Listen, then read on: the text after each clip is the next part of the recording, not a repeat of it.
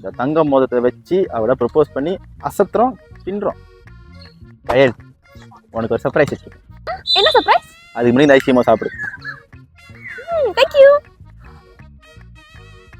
கயல், உன்கிட்ட ஒரு முக்கியமான விஷயம் சொல்லணும்.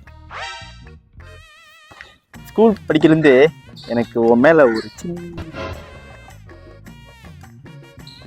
இது நான் எல்லாத்தையும் தின்னுது மோதிரம் தின்னு இருக்குமா? ஐயோ, தீனி பண்டாரத்தையும் மாட்டிக்கிட்டேன்.